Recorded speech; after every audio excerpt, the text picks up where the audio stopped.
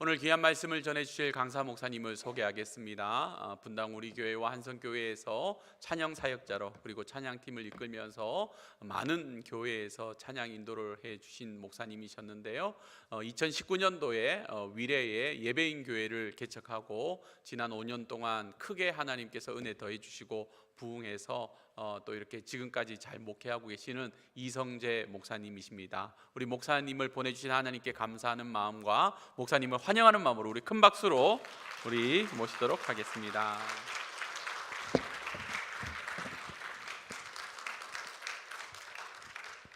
할렐루야. 네, 우리 세빛전원교회 우리 성도 여러분 만나 뵙게 돼서 너무너무 반갑습니다. 저는 소개받은 의뢰 예배인 교회를 담임하고 있는 이성재 목사라고 합니다. 먼저 귀한 교회에 초대해 주셔서 너무너무 감사드립니다. 제가 빈말이 아니고요. 사실 오늘 이 세빛전원교회 금요 예배 오면서 제가 개인적으로 좀 마음이 굉장히 설레더라고요.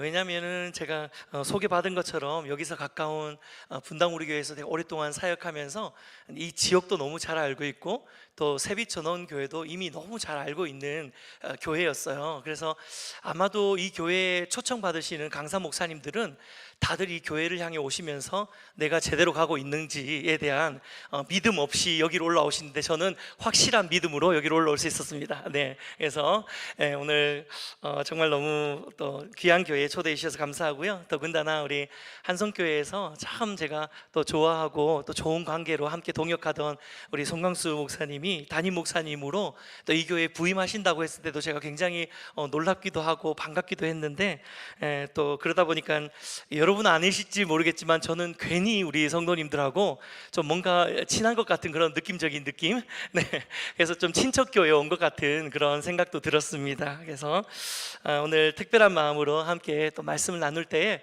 하나님께서 예비하신 은혜를 우리 한 분 한 분 10년 가운데 또 부어 주실 줄 믿습니다.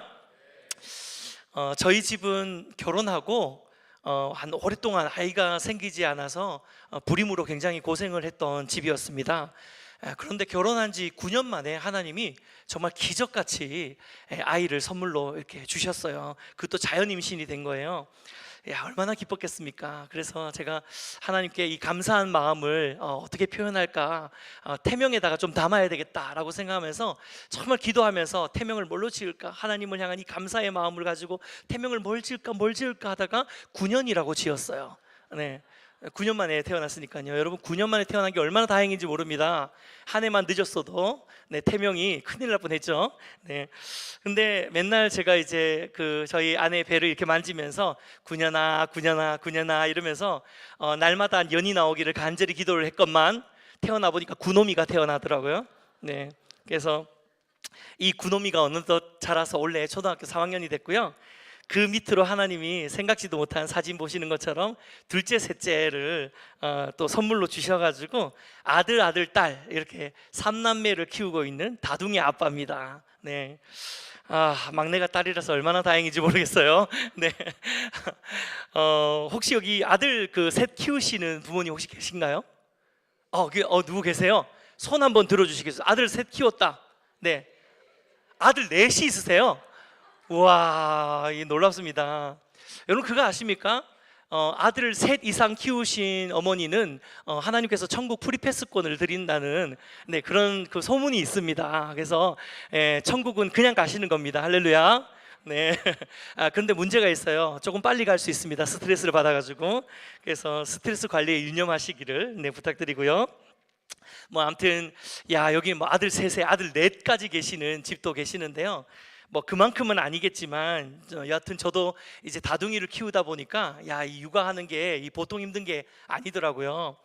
특히 이제 밤에 아이들이 안 자려고 엄청나게 버텨요. 그래서 이 아이들을 한 명씩 이렇게 재우는 일이 이게 여간 힘든 일이 아닙니다. 이렇게 재우다 보면은 애들이 자기 전에 저희 부모님들이 더 먼저 막 지쳐서 막 쓰러지고 그런 거 아마들 다들 경험해 보셨을 텐데요.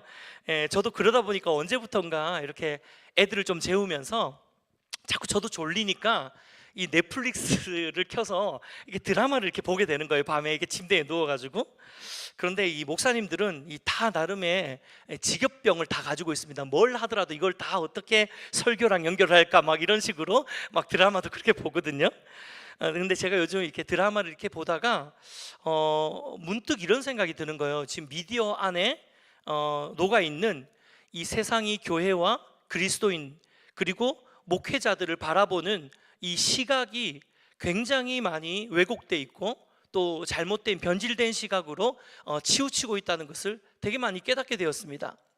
아마도 영적으로 조금만 센스가 있으신 분이라면 요즘 나오는 드라마라든지 또 미디어를 통해서 노출되어지는 여러 가지 세상의 관점에서 바라보는 교회의 모습이나 또 그리스도인들을 바라보는 시각들이 굉장히 많이 왜곡됐고 어떤 면에서는 좀 억울하다 이런 생각이 들 정도로 그렇게 좀 편향적으로 교회를 계속해서 묘사하는 것들을 아마 많이들 알고 계실 것입니다. 제가 사진을 좀 준비해 왔는데요. 얼핏 봐도 지금 다 드라마 장면인데 여기 나오는 대부분의 사람들이 다 목사예요.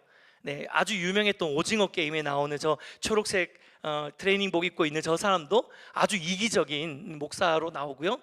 그 옆에 수리남 황정민이 연기를 했던 수리남에도 저 사람이 아주 가짜 사기꾼 같은 목사 역할을 했고요. 요즘 가장 최근에 나오는 기생수라고 일본의 그 원작을 리메이크한 작품인데요. 그 기생수도 사실 그 나오는 거기에 보면 목사님이 나오는데요. 이 목사님이 사실 굉장히 악랄하게 등장을 합니다. 그러니까 모든 매체에서 교회와 목사님들과 그리고 그리스도인들을 이 바라보게 하는 그 시각들을 굉장히 편협하면서 또 편향된 쪽으로 계속 치우치는 방향으로 우리에게 이미지를 계속 메이킹을 하고 있다는 거죠. 이것은 분명한 사단의 전략이라고 저는 확신합니다. 하나같이 부정적으로 이런 교회는 돈만 밝히고 교인들은 이중적이고 목회자들은 타락한 더도 덜도 아닌 그 모습이 바로 지금의 세상이 교회를 바라보는 커다란 프레임이라는 것을 누구라도 조금만 유심해서 보면은 금세 알아차릴 수 있을 만큼 지금 세상이 그렇게 우리를 바라보고 있는 거죠. 사실 이러한 지경에 이른 것이 단지 그 사단의 공격으로만 치부할 수 없는 것이 부끄럽지만 실제로 많은 교회와 또 성도들 혹은 목회자들이 실제로 그런 변질되고 타락한 모습을 간간히 보여주는 것들이 미디어를 통해서 또 뉴스를 통해서 심심치 않게 계속 나오는 그런 상황이다 보니까 우리도 뭔가 억울한 마음이 있지만 그렇다고 해서 다 틀린 말은 또 아니니까 사실 우리조차도 굉장히 부끄럽고 뭔가 내가 그리스도인이라는 것을 누군가가 알면은 괜히 좀 머쓱해지고 저도 이렇게 지나가다가 누가 길에서 목사님 이러면 깜짝 놀래요. 네, 이게 사실 지금의 이 안타까운 교회의 현실이 아닐까라는 생각을 좀 해보게 됩니다. 그래서 어떤 의미에서 이 시대에 복음을 전하고 또 전도를 하는 데 있어서 가장 어려운 이유가 바로 이러한 그리스도인들 안에 이중적인 모습들, 모순된 모습들, 또 그리스도인이 말하는 그 복음과 또 우리가 살아내는 그 삶의 모습이 이 엇박자가 나는 이런 모습들을 통해서 세상은 지금 교회를 판단하고 있고 그리스도인들을 판단하고 있고 심지어 하나님을 무시하기까지 하는 이런 일들이 일어나고 있는 것이 사실입니다. 우리가 입으로 복음을 말하면서도 삶으로 그 복음을 살아내지 못하고 증명하지 못하기 때문에 일어나는 일들이죠. 특별히 저는 세빛전원교회가 이제 봄 행축을 준비하면서 복음을 전하기 위해서 여러분이 지금 태신자를 한 분씩 다 품고 기도하고 있다는 이야기를 전해 들었습니다. 요즘 같을 때 교회가 복음을 전하는데 전도하는데 마음을 품고 애쓴다는 게 얼마나 귀한 일인지 모릅니다. 굉장히 많은 교회들이 이미 패배감에 굉장히 짙어져 버렸어요. 이제 더 이상 복음을 전해도 듣지 않아, 사람들이 오지 않아. 근데 그러면서 계속해서 그냥 교회 안에서만 머무르면서 이 교회 성도님들을 관리하는 측면에서만 교회가 그렇게 많이 유지되어지는 것들이 실제로 많은 교회들의 모습인데요. 사실 이 시기에 더 적극적으로 하나님의 나라를 전하고 복음을 전하고 전도하고 영혼을 품고 살아간다는 것, 사역한다는 것은 교회가 살아있다는 반증인 줄 믿습니다. 그래서 우리 세빛전원교회가 이런 복음에 대한 열망을 품고 행복한 사람들의 축제를 하신다는 이야기를 듣고 저도 참 마음이 좋았는데요. 하지만 이런 시기에 우리가 먼저 점검해야 되는 게 있습니다. 그것은 뭐냐면 우리의 삶이 정말 앞에서 말한 것처럼 내 삶이 살아있는 복음이 되고 있는지, 나의 삶을 통해서 내 주변에 내가 품고 있는 그 태신자들이 정말 내 모습을 통해 그리스도의 향기를 느끼고 있는지, 경험하고 있는지, 우리의 삶을 먼저 점검해 보는 시간들이 반드시 필요하다는 것이죠. 지금 내 삶에 회복해야 될 것들이 무엇인지를 점검하는 시간이 필요하다는 것입니다. 그래서 저는 오늘 우리 이 지역 또 헌신 예배 겸해서 전도와 영적 전쟁 이 시간을 통해서 다시 한번 우리가 그리스도인으로서 내 삶 가운데 내가 온전한 그리스도인답게 살기 위해서, 삶으로 예배하는 예배자가 되기 위해서, 삶으로 복음을 증명해내는 사람이 되기 위해서 우리 삶 가운데 지금 당장 회복해야 되는 영역들이 뭐가 있을까? 그 부분에 대해서 함께 세 가지로 말씀을 좀 나눠볼까 하는데요. 첫 번째로 그리스도인의 삶에 회복해야 되는 세 가지 중에 첫 번째입니다. 함께 읽겠습니다. 두려움 가운데 예수님을 바라보기.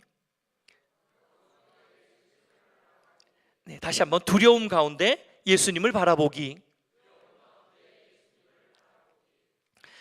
여러분, 세상을 살아가면서 아주 빈번하게 겪는 인생의 문제가 있는데요, 그것이 바로 두려움의 문제입니다. 이 땅을 살아가는 어느 누구도 이 두려움에서부터 자유로운 사람은 아무도 없습니다. 그리스도인이라고 해서, 예수님을 믿는다고 해서 이 세상이 주는 두려움에서 자유할 수 있는 사람들은 없어요. 뭐 어떤 사람들은 예수 믿으면 이 세상을 다 살 수 있어, 두려움 없이 살 수 있어 라고 이야기하는데 그렇지 않습니다. 예수 믿어도 여전히 두려운 것들이 있고요, 세상을 살 때 우리를 어렵게 만들고 두렵게 만들고 위축되게 만드는 삶의 문제들이, 크고 작은 문제들이 얼마나 많이 우리 삶 가운데 있는지 모릅니다. 가정의 문제, 자녀의 문제, 직장의 문제, 사업의 문제, 건강의 문제, 심지어 주식, 코인, 부동산, 모든 것들이 다 불투명한 이 세상 속에서 우리 모두는 막연한 두려움을 느끼면서 살아갈 수밖에 없는 것이죠. 여러분, 안 그렇습니까? 사는 것이 다 똑같잖아요. 이 먹고 사는 문제 신경 쓰면서 살 수밖에 없고, 또 공과금 고지서 날라오면 두렵고 이러잖아요, 그렇죠? 이번 달에는 전기세가 얼마나 나왔을까 이러면서 사실 다 그렇게 고민하고 몸부림치고 애쓰고, 또 하루하루 어떻게 살아가야 되나, 이 한 치 앞도 볼 수 없는 이 막막한 미래 어떻게 살아가야 되나. 특별히 오늘 보니까 청년들이 굉장히 많이 와 계시네요. 우리 청년들은 이러한 두려움을 가장 많이 느낄 그런 세대들이잖아요. 정말 취직도 안 되죠, 연애도 못 하죠, 결혼도 안 되죠. 3포, 7포를 떠나서 지금 M포 세대, 모든 것을 다 포기하는 세대라고 말할 정도로 그렇게 고통받고 있는 세대가 바로 청년의 세대고, 뿐만 아니라 우리 모두가 다 이 고통을 다 겪고 있는 것입니다. 그렇습니다. 우리는 정말 그야말로 두려움의 시대를 살아가고 있는 것이 지금 우리의 삶의 모습인 것 같습니다. 그런데 중요한 것은요, 이 두려움이라는 것이 점점 이 두려움에 함몰되다 보면 어느 순간 우리를 경직시키는 속성이 있습니다. 마치 이렇게 고양이가 도로를 막 지나가다가 이 차 한 대가 헤드라이트를 딱 켜고 빵 하고 오면 이 고양이 어떻게 해요? 재빨리 피합니까? 그렇지 않죠. 이러고 얼잖아요. 그 자리에 딱 멈춰버리죠. 이게 바로 경직이에요. 누구든 두려움 앞에 딱 섰을 때, 극강의 두려움 앞에 섰을 때, 두려움에 함몰되기 시작했을 때 나타나는 증상은 바로 경직입니다. 여러분, 물에 빠졌을 때 몸이 굳어지면 이 자연스럽게 수영할 수가 없잖아요. 몸이 굳어지면서 긴장이 되기 시작하면 점점 나도 모르게 물에 가라앉는 것을 보게 되는 거죠. 마찬가지로 지금 이 세상이 우리의 삶 가운데서 주고 있는 그 두려움 앞에 우리가 설 때에 우리의 생각과 우리의 행동이 서서히 경직되기 시작하면서 나타나는 증상이 뭐냐면요, 어느새 나도 모르는 사이에 우리가 세상 속에 빠져서 세상 사람들과 똑같이 이 세대가 흘러가는 대로 그렇게 우리가 넋놓고 흘러갈 수밖에 없는 것, 이게 바로 영적인 경직입니다. 세상이 우리에게 두렵게 만드는 그 두려움 앞에 함몰되는 순간 그리스도인들이 이 세상을 거슬러 올라가고, 로마서 12장 2절 말씀처럼 이 세대를 본받지 말고 오직 마음을 새롭게 함으로 변화를 받아 하나님의 선하시고 기뻐하시고 온전하신 뜻이 무엇인지 분별하면서 살아야 되는 것이 바로 우리의 존재인데, 그게 바로 성경이 규정하고 있는 그리스도인의 정체성임에도 불구하고 우리가 세상을 분별하며 마음껏 헤엄치면서 거기에 함몰되어 가는 영혼을 구원해야 되는 존재임에도 불구하고 내가 세상이 주는 두려움 앞에 함몰되기 시작하면 어떻게 되는 겁니까? 세상 사람과 똑같이 함몰되어지고 세상에서 그대로 그냥 흘러가는 대로 살 수밖에 없는 무기력한 그리스도인이 될 수밖에 없는 것입니다. 근데 여러분, 지금 우리의 모습은 어떻습니까? 여러분은 어떻게 살고 계십니까? 이 세상이 주는 두려움에 몸이 경직되면서 헤엄도 못 치고 세상 사람들과 똑같이 물속에 가라앉고 있는 그런 영적인 상황입니까? 아니면 그 상황 속에서, 그 두려움에서 복음으로 인해 자유를 얻고 마음껏 이 세상 가운데 하나님 나라를 바라보면서 마음껏 헤엄을 칠 수 있는 그런 상황입니까? 만약에 우리가 전자라면 다시 한번 우리의 삶을 하나님 앞에 점검해 볼 필요가 있습니다. 그리스도인이 두려움에 함몰되어서 세상 사람과 똑같이 살아가고 세상 사람과 똑같이 두려움 가운데 무너지고 있다면 우리의 모습을 통해서 누가 그 복음을 받아들이겠습니까? 안 다른데, 똑같은데 세상 사람들이 두려워하는 그 두려움에 우리도 그대로 함몰되어지고 세상 사람들이 무서워하는 그 인생의 문제 앞에 우리도 좌절하고 낭망하는데 전혀 다른 게 없는데 누가 우리 안에 있는 복음의 소망을 걸겠습니까? 아예 안 두려울 수는 없죠. 하지만 적어도 그리스도인이라면 이 두려움 가운데 함몰되어서는 안 된다는 것입니다. 할렐루야. 사랑하는 여러분, 그렇다면 과연 우리가 어떻게 해야지 이 두려움을 내려놓고 참된 그리스도인의 삶을 회복할 수 있을까요? 저는 오늘 본문 말씀을 통해서 우리가 그 답을 찾을 수 있다고 생각합니다. 먼저 우리가 오늘 읽은 본문의 배경은요, 많이들 아실 것입니다.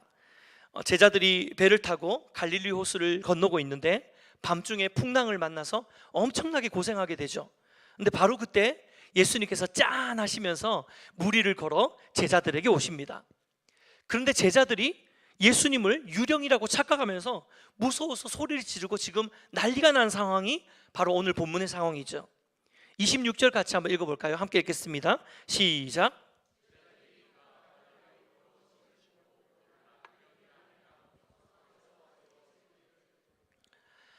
여러분, 이 말씀은 지금 제자들이 두려워하는 이유의 핵심이 무엇인지를 우리에게 잘 보여줍니다. 여러분, 이 말씀을 얼핏 보면요, 제자들이 지금 두려워하고 있는 이유가 풍랑치는 바다를 만났기 때문이라고 생각할 수 있습니다. 그런데요, 오늘 말씀을 조금만 더 깊이 있게 묵상해 보시다면 제자들이 지금 두려움에 직면한 가장 큰 이유는 풍랑치는 바다 때문이 아니라 예수님을 제대로 알아보지 못했기 때문에 두려움에 함몰되고 있다는 것을 우리 말씀을 통해 깨달을 수 있습니다. 사랑하는 여러분, 그리스도인은요, 상황과 환경에 의해서 지배받는 존재가 아니라 상태로 사는 존재인 줄 믿습니다. 이게 무슨 말이냐면요, 그리스도인은 나를 흔들리게 만드는 어떤 상황 때문에 두려워하는 존재가 아니라 내가 그 상황 속에서 온전히 예수님을 바라보지 못하고 있을 때 그 상태로 인해서 내 영적인, 내 영혼이 두려움을 느끼는 존재가 바로 그리스도인인 줄 믿습니다. 그래서 예수님은 그 두려움 가운데 있는 제자들을 즉시 찾아가셔서 자신을 나타내시면서 이렇게 말씀하시죠. 27절 말씀 같이 읽어볼까요? 함께 읽겠습니다. 시작.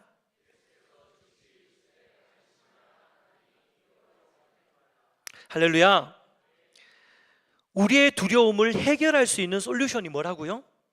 두려워 말라라고 하셨는데 왜요? 난이 두려워하지 말라. 예수님께서 풍랑치는 세상이라고 생각하자고요. 풍랑치는 세상 가운데서 허덕이면서 그 요동치는 바다 파도를 보면서 마음이 다 두려워가지고 벌벌 떨면서 무서운 가운데 주저앉아서 함몰되어 있던 그 제자들에게 예수님께서 찾아오셔서 두려워 말라라고 이야기하시는데, 그들에게 두려워하지 말아야 되는 이유를 설명하시는데 한마디로 이야기하시는 거예요. 나니. 할렐루야. 무슨 말입니까? 내가 여기 있다. 내가 너희와 함께하고 있으니까 두려워하지 말라. 비록 세상은 요동치고 있고 세상은 집어삼킬 것 같은 파도로 우리를 두렵게 에워싸고 있지만 나니 두려워하지 말라. 할렐루야.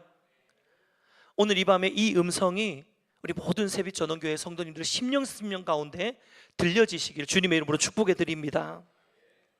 여러분, 두려움을 해결할 수 있는 솔루션은요, 상황이 변화되는 게 아니에요. 환경이 바뀌는 게 아니에요. 예수 그리스도를 보는 것입니다. 특별히 저는 이 말씀에서 이 즉시라는 단어가 묵상하면 할수록 너무너무 좋아요. 예수께서 즉시 이르시되 안심하라, 난이 두려워하지 말라. 여러분, 예수님이 지금도 좋아요. 여러분의 삶 가운데 잠시라도 우리가 그 두려움에 빠져서 함몰되어지는 것을 예수님이 가장 싫어하시는 거예요. 아, 내 아들이, 내 사랑하는 딸이 지금 두려워서 무너지고 있구나. 내가 가만히 두면 안 되겠다. 빨리 가야 되겠다. 그러면서 예수님 지금 우리 삶 가운데 즉시 오고 계시는 거예요. 즉시 여러분의 곁에 서서 두려움 가운데 있는 여러분에게 난이 두려워하지 말라라고 지금도 이야기하고 계시는 분이신 줄 믿습니다.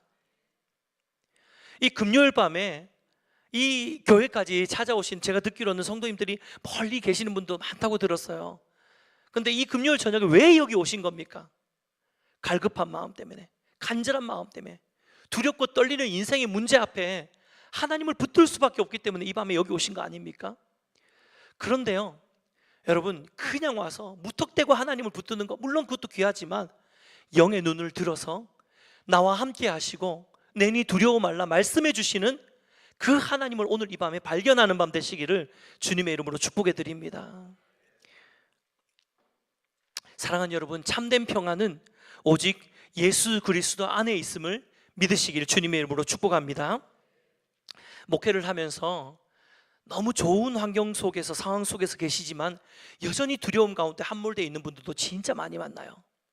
근데 반대로 정말 힘들고 어려운 상황과 환경 속에서도 은혜 안에 거하면서 난이 두려워하지 말라라는 이 음성을 들은 성도님들은 평안 가운데 거하는 것을 보게 됩니다.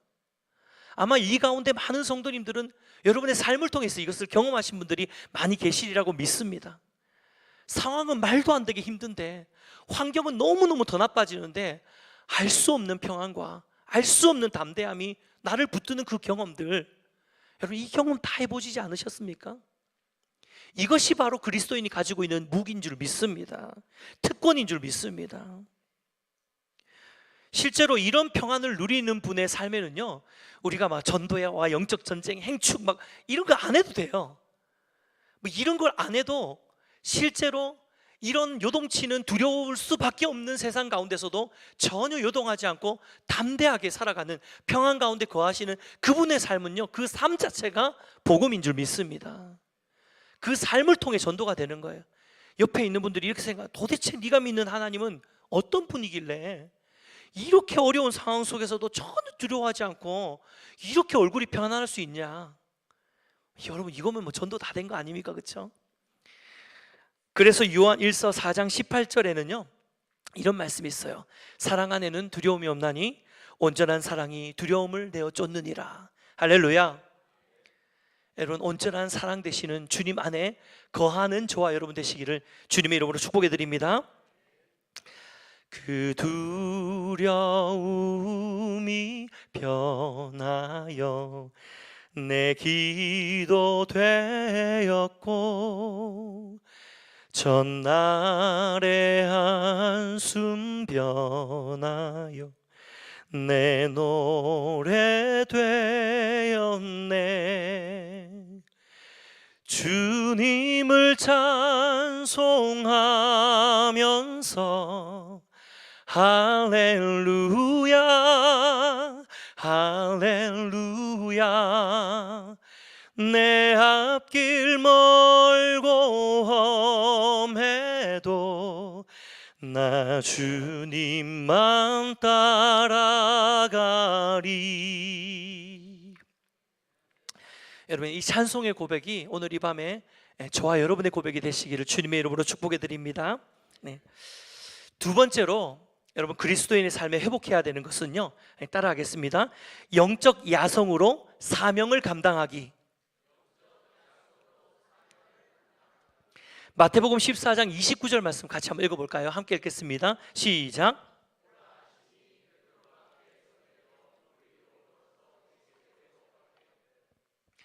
예수님이 물 위로 걸어오셔서 오신 것을 본 베드로가 예수님을 향해서 생뚱맞게 이렇게 이야기합니다. 예수님, 저도 그 물 위를 한번 걷고 싶어요.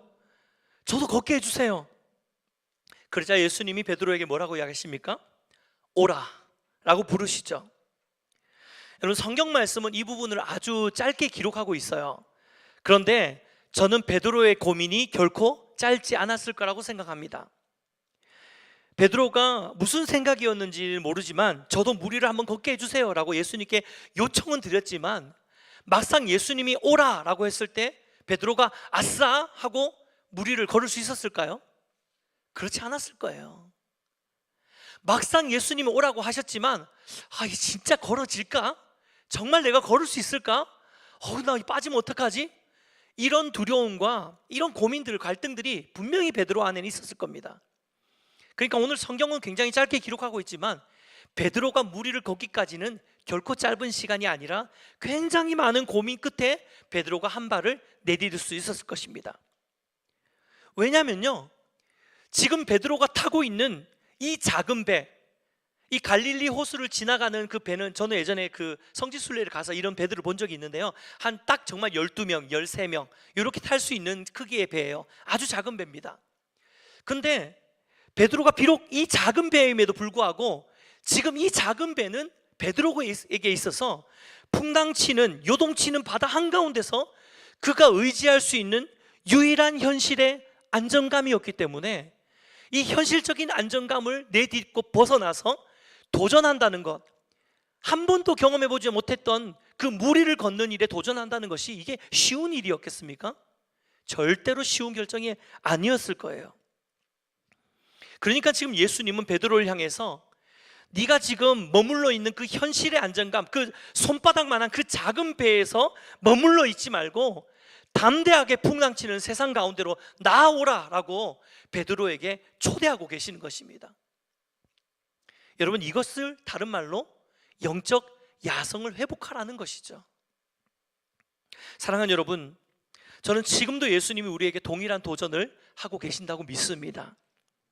사실 지금 우리는 그 어떤 시대보다도 더 거세고 요동치는 세상 속에서 살고 있습니다. 특별히 지난 몇 해 동안 우리는 코로나라는 정말 이름도 생소한 그런 시대를 경험하면서 이 세상의 틀이 완전히 뒤바뀌는 그런 위기를 경험해 보았지 않습니까? 그러다 보니까 이제 갈수록 점점 더 사람들 안에 있는 성향이 뭐냐면, 이 그리스도 안에 있는 성향이, 그리스도인들 안에 있는 성향이 영적 야성을 갖고 뭔가 세상 속으로 나아가기보다는 그저 내 삶과 내 가족과 내 꿈과 내 미래와 내 행복만을 추구하면서 현실의 안정감 안으로 자꾸 더 들어오게 되는 그런 어떤 성향들로 바뀌어지기 시작한 거예요. 교회도 마찬가지예요. 지금 앞에서도 말씀드린 것처럼 이제 교회들이 더 이상 열심히 전도를 하지 않습니다. 이제 전도해도 안 돼 라고 생각하는 거예요. 이게 왜 생긴 거죠? 코로나 때문이에요. 코로나 기간을 통해서 대면 예배에서 비대면 예배로 바뀌고, 그리고 온라인으로 예배하는 것들이 굉장히 익숙해져 버렸고, 여러 가지 부분에서 사실 교회가 더 모이고 힘을 갖기에는 점점 더 어려운 시기가 되어버린 게 사실이죠. 하지만 그렇다고 해서 복음이 힘이 없는 것은 아닙니다. 근데 많은 교회들이 사실은 영적 야성을 다 잃어버린 채 영혼을 구원하는 일에도 힘을 쏟지 않고, 또 교회뿐만 아니라 한 분 한 분의 성도님들도 지금 돌아보면 우리의 신앙생활이 다 온통 내 것에만 집중되어 있는 신앙생활들, 다들 그렇게 하고 있지 않으십니까? 내가 오늘 이 밤에 와서 하고 있는 일이란 온통 내 삶과 내 가족과 내 자녀와 직장과 남편과 아내와 다 이거잖아요. 더 이상 우리는 이 세상 속에서 그리스도인으로 살아가면서 하나님의 나라를 선포하고 하나님의 나라를 확장시키고 그리스도와 함께 이 땅을 다스리고 하나님의 주권을 선포하고 이런 일들에 관심을 가지지 않는 시대가 되어버렸어요. 사랑하는 여러분, 성경을 보면요, 하나님이 우리를 창조하실 때 원래부터 만들어 놓으신 오리지널 디자인이라고 하잖아요. 하나님이 저와 여러분을 창조하셨을 때 어떻게 창조하셨냐면, 현실의 안정감에 머물러 있는 존재로 창조하신 것이 아니라 사명을 가지고 영적 야성으로 세상 속으로 나아가는 존재로 만드셨음을 믿으시기를 축복합니다. 창세기 1장 28절 말씀 한번 읽어볼까요? 여기 다 나와 있어요. 함께 읽겠습니다. 시작.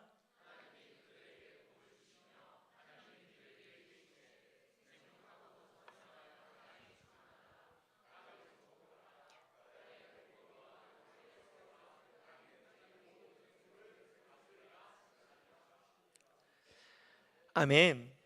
여러분, 하나님의 에덴 동산에 아담과 하와를 창조하신 목적과 인생의 사명이 처음부터 에덴 동산에서 야, 에덴 동산 만들어 놨으니까 아담 하와 너 여기서 잘 먹고 잘 살아, 그게 하나님의 뜻이 아니었다는 거예요. 여러분, 에덴 동산을 원어로 보면요, 우리 한글 성경에서는 에덴 동산이라고 번역을 했지만 사실 이 번역은 잘못된 번역이에요. 원어를 보면요, 에덴은 동산이 아니라 에덴 정원이라고 번역을 해야 맞습니다. 영어로 가든이죠, 가든. 여러분, 동산과 정원은 완전히 다른 개념입니다. 동산은요, 그냥 되게 와일드한 자연 그대로의 상태가 동산이죠. 근데 여러분, 정원은 뭡니까? 정원은 누군가가 의도를 가지고 꾸며놓은 곳입니다. 잔디도 깎고 나무도 어울리게 심어놓고 꽃도 색색깔깔 예쁘게 잘 어울리게 심어놓고, 이게 바로 정원이에요. 무슨 말입니까? 하나님께서 아담과 하와를 이 에덴 정원에 아담과 하와를 두신 다음에 생육하고 번성하여 땅에 충만하라, 땅을 다스리라 라고 말씀하신 이 말씀의 핵심은 아담과 하와가 이 에덴 정원, 하나님이 꾸며놓으신 이 에덴 정원같이 앞으로 그들도 온 땅 가운데, 온 지구에 이 에덴 정원과 같이 다스리고 생육하면서 하나님의 주권과 하나님의 나라를 만들어라는 의도를 가지고 있는 것입니다. 그러니까 태초에 하나님이 이 지구에 에덴 동산을 만드셨을 때 에덴 동산이라고 하는 그 에덴 정원만 아름답게 꾸며진 정원이었고, 나머지 모든 땅들은 관리가 안 되어졌던 땅이었다는 것이죠. 그래서 하나님이 아담과 하와에게 관리가 되지 않는 그 땅 가운데 하나님의 나라를 선포하고 다스리고 생육하면서 온 땅이 에덴 정원과 같은 땅이 되도록, 하나님의 나라가 되도록 이 사명을 주신 것이 바로 창세기의 사명이라는 것입니다. 그러니까 여러분, 창조 때부터 하나님의 관심은요, 에덴 동산이 아니라 에덴 동산 밖이었습니다. 근데 지금도 마찬가지예요. 여러분, 하나님의 관심은 교회가 아닙니다. 하나님의 관심은 저와 여러분을 통해서 온 땅 가운데 하나님의 나라가 선포되어지고 확장되어지고 복음이 온 땅 가운데로 흘러가는, 이것이 지금 하나님의 관심인 줄 믿습니다. 여러분, 우리가 그 일을 위해서 태신자를 품으시는 거예요. 그 일을 위해서 행축을 준비하시는 거예요. 송광수 목사님이 교회에 와서 뭔가 이게 획기적인 부흥을 일으키기 위해서 여러분 여기 숫자 채우려고 전도를 하는 겁니까? 아니에요. 이것은 우리의 사명입니다.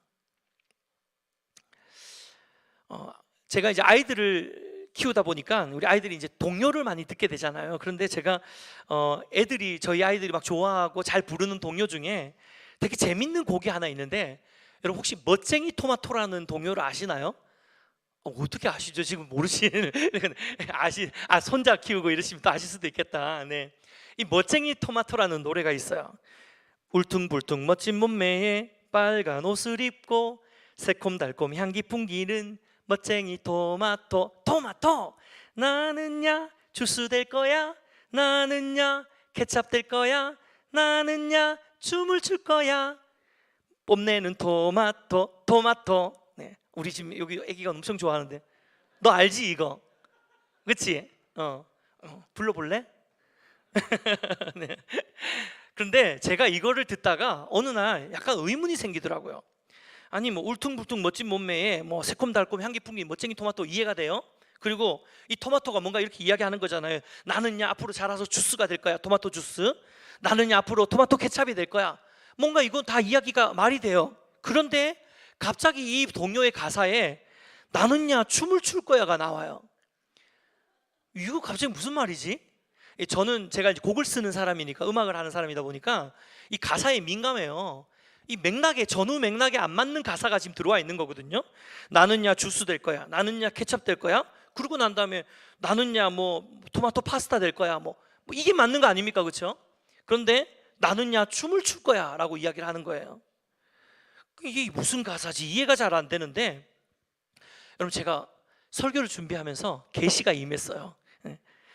여러분, 토마토가 자신의 존재 목적인 주스와 케찹이 되는 삶을 살 때에 비로소 가치 있고 행복한 삶이 되는 거예요.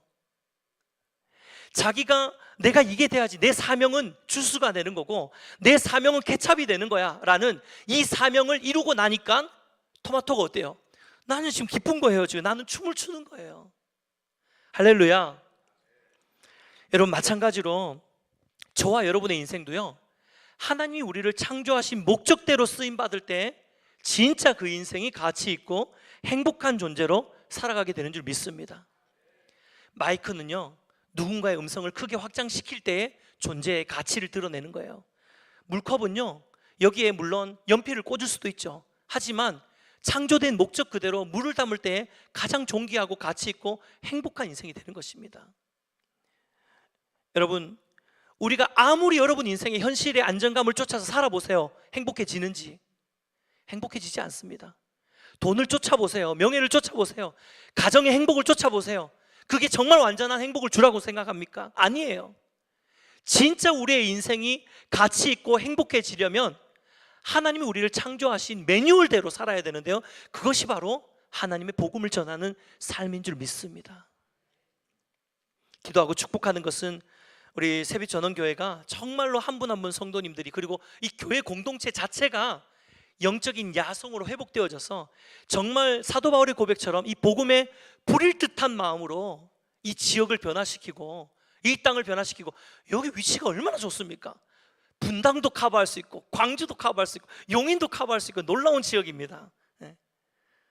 여러분, 정말로 복음의 공동체로 다시 한번 세워지는 우리 세빛전원교회 모든 성도님들 되시길 주님의 이름으로 축복해 드립니다. 우리 마지막으로 그리스도의 삶을 회복해야 되는 세 번째입니다. 함께 읽겠습니다. 하나님과 친밀함으로 온전한 믿음 갖기. 마태복음 14장 31절 같이 한번 읽어볼까요? 시작.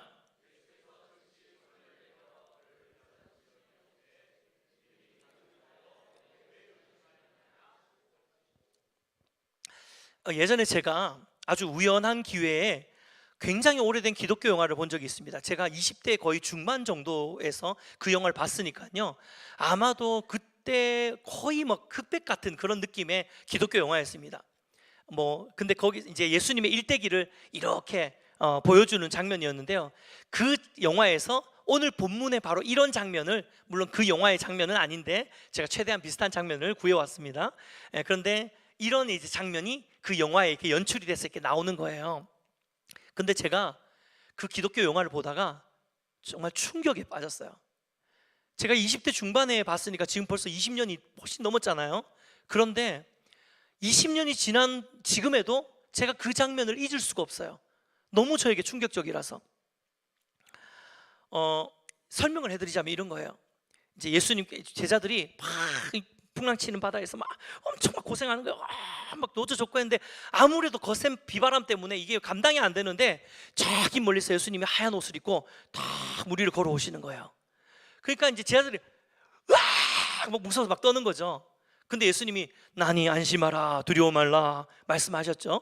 그러니까 베드로가 예수님 보고, 예수님 만일 정말 주님이시면 저로 이 물 위를 걷게 해주십시오 라고 이야기를 하신 거예요. 그러니까 예수님이 베드로에게 오라 라고 하셨죠. 그래서 베드로가 이제 막 긴장하면서 한 발을 탁 내딛는데 어떻게 됐어요? 떴죠. 물 위를 걷게 된 거예요. 막 놀래하면서 두 발 막 걷고 있어요. 근데 그때 이 영화의 장면이 막 요동치는 바다를 착 이렇게 비춰주는 거예요. 베드로가 지금 그 바다를 본 거죠. 이 바다를 보는 순간 베드로의 마음이 약해지면서 연약한 믿음으로 빠지기 시작하는 거예요. 그래서 하고 막 물에 푹 빠졌어요. 살려주세요 막 이러고 있으니까 예수님이 딱 오셔서 건져주시는데 이 장면이 정말 충격적이었어요. 여러분, 우리는 흔히 예수님이 베드로를 건지시면서 믿음이 작은 자여 왜 의심하느냐 이렇게 이야기하신 이 장면을 여러분 수도 없이 설교를 들으셨잖아요. 저도 수도 없이 들었거든요. 근데 제가 이 말씀을 볼 때마다 어떤 상상을 했냐면, 예수님이 믿음이 연약한 그 베드로에게 오셔서 이렇게 이야기하시는 거죠. 믿음이 적은 자여 왜 의심하느냐 이러면서 막 호되게 뭐라 하면서 딱 건져주셨다고 저는 그렇게 생각했거든요. 근데 그 영화에서 정말 감독이 엄청 기도하고 그 영화를 찍은 것 같아요. 감독이 이 장면을 어떻게 연출했냐면요, 베드로가 저기 빠졌어요. 와, 살려주세요 하는데 예수님이 다가오시면서 이렇게 하는 거예요. 믿음이 작은 자여 왜 의심하느냐? 여러분, 저만 충격적입니까? 저만 충격적이에요? 저는 정말 쇼킹했어요. 귀엽다는 듯이 믿음이 작은 자여 왜 의심하느냐? 이러면서 건져주신 거예요. 제가 그 장면을 보고 눈물이 팍 쏟아지는 거예요. 왜냐하면 저는 그동안 하나님 아버지에 대한, 제 20대 때 하나님 아버지에 대한 저의 어떤 이미지가 그냥 무서운 분이셨어요. 엄격하고 무섭고 죄지면 혼내고 나의 실수에 되게 마음 상해하시고. 근데 그 장면을 보면서 제가 무릎을 탁 친 거예요. 맞아, 내 하나님이 저런 분이셨지, 내 아버지가 저런 분이셨지. 나의 연약함을 감싸줄 수 있는 분이고, 나의 연약함을 도와줄 수 있는 분이시고, 내가 물에 빠졌을 때 건져낼 수 있는 분이시지. 그러면서 제가 펑펑 울었던 기억이 납니다. 사실 많은 사람들이 베드로가 좀 다혈질이었잖아요. 그리고 실수가 많은 캐릭터다 보니까 오늘 본문에 물에 빠졌던 사건, 또 주는 그리스도시요 살아계신 하나님의 아들입니다, 멋진 신앙 고백을 한 다음에 예수님의 십자가를 막아서면서 사단아 내 뒤로 물러가라 이렇게 호되게 혼나기도 했고, 또 절대로 예수님 부인하지 않겠습니다 호언장담하다가도 3번이나 다 울기 전에 부인했던 이런 사건들로 인해서 베드로에 대한 평가는 우리가 좀 부정적이에요. 그런데요, 여러분, 제가 퀴즈를 하나 내볼게요. 예수님의 12제자 중에 무리를 걸어본 제자는 몇 명일까요? 1명이에요. 누구죠? 베드로. 야, 넌 똑똑하다. 너 크게 되겠다, 야. 베드로예요, 베드로. 예수님의 12제자 중에 아무도 무리를 걸어본 제자는 없습니다. 하지만 베드로는 무리를 걸었어요. 여러분, 예수님이 베드로에게 믿음이 없는 자여라고 하셨습니까? 믿음이 작은 자여라고 하셨습니까? 여러분, 믿음이 작다는 것은 믿음이 있다는 겁니까? 믿음이 없다는 겁니까? 믿음이 있다는 거예요. 사랑하는 여러분, 저는 이 말씀이 정말 너무 위로가 많이 됩니다. 여기 이렇게 멀쩡하게 앉아서 우리가 함께 예배를 드리고 있지만, 여러분, 우리 중에 누구 하나 물에 빠져보지 않는 사람들이 어디 있습니까? 우리는 다 물에 빠져요. 세상을 살아가면서 세상이 주는 두려움에 함몰되기도 하고, 또 하나님을 따라 살겠다고 하지만 담대하게 예수님이 오라고 하시는 그 말씀 듣고, 예수님 제가 세상을 변화시켜 볼게요, 예수님 제가 주의 나라 영광 위해 저의 삶을 바치겠습니다, 제가 주님과 무엇과도 바꾸지 않겠습니다. 맨날 그렇게 찬양하고 결단하고 기도하고 눈물 쏟지만 세상 속에서 또 실수하고 또 넘어지고 또 무너지고, 그게 우리의 삶 아닙니까? 근데 그때마다 예수님이 하나님 우리에게 오셔가지고 믿음의 작은 자 왜 의심하느냐 막 이러면 얼마나 괴롭겠습니까? 근데 하나님이 우리 안에 있는 그 작은, 정말 겨자씨만한 그 믿음을 인정해 주시는 거예요. 그러면서 오늘 저는 이 말씀을 어떻게 해석하냐면요, 예수님이 베드로에게 와서 책망하시는 것이 아니라 베드로의 믿음을 격려하고 계시는 거예요. 얘야, 조금만 더 온전한 믿음이 돼보렴. 그러면 더 많이 걸을 수 있다. 조금만 더 나를 믿어볼래? 그러면 더 담대하게 세상을 살 수 있다. 여러분, 이것이 오늘 이 밤에 저와 여러분을 향한 하나님의 동일한 음성인 줄 믿습니다. 때때로 우리가 무너질 때면 너무나도 스스로 초라해지고 좌절하고 심지어 정죄감으로 무너질 때가 얼마나 많습니까? 내가 진짜 예수님을 믿기는 하는 건가? 내 안에 진짜 믿음이 있나? 여러분, 믿음이 있습니다. 걱정하지 마세요. 다만 중요한 것은 정말로 우리가 우리 삶이 복음되게 하려면, 나의 삶을 통해서 믿지 않는 사람들이 하나님을 보게 하려면 우리에게 필요한 것이 있는데, 그거는 작은 믿음이 아니라 점점 더 온전한 믿음으로 성장하는 것인 줄 믿습니다. 여러분, 그 일을 위해서 우리가 함께 모여서 예배하고 훈련받고 열심히 주님을 섬기고 그렇게 하는 거예요. 신앙생활 하는 겁니다. 여러분, 그렇다면 우리가 어떻게 해야지 이 작은 믿음에서 온전한 믿음으로 한번 옮겨갈 수 있을까요? 어떻게 하면 하나님 우리 안에 온전한 믿음을 주실까요? 저는 그 해답이 바로 친밀함이라고 생각합니다. 하나님과의 친밀감. 여러분, 만약에 당신이 가장 믿을 수 있는 사람이 누굽니까? 라고 질문한다면 여러분 어떤 분을 떠올리시겠습니까? 아마 대부분의 사람들은 자신과 가장 친밀한 사람의 얼굴을 떠올릴 수밖에 없을 겁니다. 내가 가장 믿을 수 있는 사람은 내가 가장 친밀한 사람이죠. 나와 관계가 되어 있지 않는 사람 내가 믿을 수 없잖아요. 뭐 길 가는 뭐 옆집 아저씨를 내가 믿을 수 있습니까? 그렇지 않아요. 정말 내가 신뢰하고 오랫동안 관계하면서 믿을 수 있는 그 관계 안에서, 그 친밀함 안에서 우리는 그만큼의 믿음의 분량을 더 얻을 수 있는 거죠. 1년을 교제한 사람과 10년을 교제한 사람을 향한 그 믿음의 정도가 다를 수밖에 없습니다. 온전한 믿음과 신뢰는 관계를 통해서 경험되어지고 형성되기 때문이죠. 제 어릴 때 이야기를 좀 한번 드릴까 하는데요. 저는 이렇게 보면은 굉장히 도시스럽지 않습니까? 그렇죠? 네, 할렐루야. 네. 근데 제가 완전 시골뜨기예요. 네. 저희 아버지가 시골에서 목회를 하셨거든요. 우리 송광수 목사님 아버님도 이제 시골 교회에 목회하신 걸 아는데 저희 아버지는 더 시골이었어요. 그래서 제 기억에 하루에 막 버스가 막 한 대 들어왔다가 밤에 한 대 나가고 막 이런 거의 그런 동네였거든요. 그래서 제가 그 학교를, 초등학교를, 그때는 국민학교죠. 국민학교를 가려면 산을 한 2개 정도 넘었어야 되는 그런 아주 깡촌에서 제가 자랐습니다. 그러다 보니까 어느 날 이제 제가 학교에서 수업을 받고 있는데, 그날 막 여름이었던 것 같아요. 장마 기간이었는데 비가 억수같이 내린 날이 있는데, 비가 억수같이 내리고 나니까 이제 마을 어귀에 있는 작은 개울, 도랑 같은 게 있는데 그 개울가에 흙탕물이 막 범람하면서 막 물이 다 이렇게 막 해서 그 작은 다리, 뭐 큰 다리도 아니에요. 시골 마을이니까.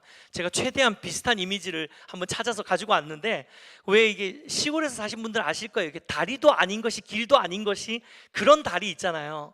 그러니까 물이 조금만 불어도 이 다리가 다 잠겨버리는 그런 곳이었거든요. 근데 제가 비가 억수같이 와서 이제 왔다가 이제 그치긴 했지만 벌써 이게 개울이 다 범람해가지고 이제 마을 어귀에 딱 섰더니 물이 막 황토물이 시커멓게 이렇게 흘러가고 있는 거예요. 그래서 이제 건널 수가 없잖아요. 근데 이제 저기 마을에서 이제 한 분 한 분 이제 마을에 이제 큰 이제 그 청년들이나 아저씨 같은 분들이 이렇게 오신 거예요. 그러면서 한 명씩 다리를 다 걷고 이제 건너편에 있는 동네 아이들을 이제 업어서 이렇게 움직이는 거죠. 이렇게 와서 팔을 딱 벌리면 한 명이 딱 안겨요. 이렇게 해서 이제 딱 건너서 마을로 데려다 놓고 그렇게 하고 있는데, 이제 제가 맨 마지막까지 제가 남았어요. 이제 제가 눈이 좀 커서 이게 눈 큰 사람이 겁이 많다 그러잖아요. 제 겁이 많았거든요. 그러니까 다 친구들은 건너가는데 저는 못 건너가겠는 거예요. 그러면서 우물쭈물하고 있는데 저기 멀리서 누군가가 다 걸어오면서 점점 가까이 와서 다리를 탁 걷고 이 개울물에 한 걸음 한 걸음 발을 디디면서 들어오시는, 누가 들어왔겠어요? 저희 아버지. 저희 아버지가 탁 들어오신 거예요. 들어오셔가지고 저한테 팔을 이렇게 탁 내밀었는데, 제가 안겼을까요? 안 안겼을까요? 안겼죠. 아버지 품에 탁 안겼어요. 저희 아버지는 참 아쉽게도 제가 대학교 2학년 때인가 3학년 때 일찍 소천하셨어요. 일찍 돌아가셔가지고 지금도 막 어떨 때는 좀 가물가물하기도 해요. 그런데 참 신기한 게, 제가 그때 어린 나이에 아버지한테 업혀가지고 그 시커멓게 흘러가던, 누렇게 흘러가던 그 흙탕물, 너무너무 위험하고 두려워졌던 그 개울가를 아버지 품에서 안전하게 건넜던 그 경험이 저한테 되게 오랫동안 남아있는 거예요. 근데 지금 그 기억을 생각해 보면요, 그때 그 개울물이 얼마나 흙탕물이었는지, 얼마나 탁했는지, 얼마나 빨랐는지, 얼마나 높이 물이 흘렀는지는 하나도 기억이 안 나고요.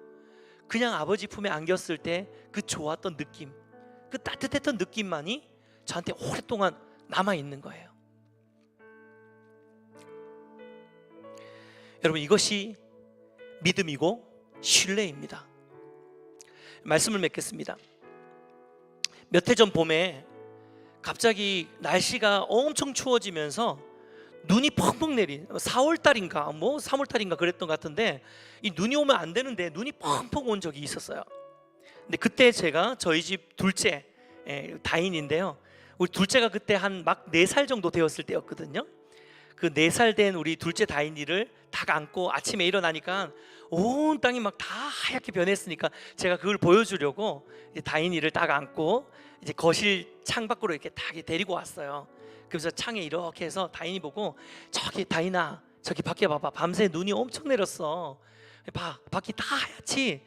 지붕도 하얗고 도로도 하얗고 산도 하얗고 나무도 하얗고 하얀 눈이 다 내려가지고 다 하얗다, 그치? 너무 예쁘지? 그러니까 다인이가 제품에 이렇게 앉아가지고 이러고 이제 쳐다보고 있는 거예요. 근데 제가 갑자기 다인이에게 이렇게 질문했어요. 다인아, 눈이 오면은 추워요, 따뜻해요? 라고 물었더니 다인이가 가만히 생각하더니 따뜻해요 이러는 거예요. 그래서 제가 이 녀석이 아직까지 춥고 따뜻한 개념이 아직 없구나, 좀 가르쳐줘야 되겠다 싶어가지고, 아니야 다인아, 눈이 오면은 추운 거야, 아이 추워 하는 거야 라고 이야기하니까 다인이가 제 귀에다 대고 이렇게 이야기를 했어요. 아빠가 따뜻해요, 아빠가 따뜻해요 이러더라고요. 근데 그 순간 정말 코끝이 찡해지면서 세상을 다 가진 것 같은 그 마음, 아마 우리 부모님들은 다 이해하실 거예요. 세상을 다 가진 것 같은 그런 행복감이 저한테 쫙 밀려오더라고요. 사랑하는 여러분, 어쩌면 우리가 앞으로 살아야 되는 이 세상은요, 지금보다 갈수록 더 추워질 수도 있고 더 가혹한 계절이 올 수도 있습니다. 이미 우리 삶 가운데 세상의 그 풍랑은 너무나도 요동치고 있는데, 앞으로 우리가 살아갈 시대의 풍랑은 지금보다 더 높게 풍랑이 일어날 수도 있습니다.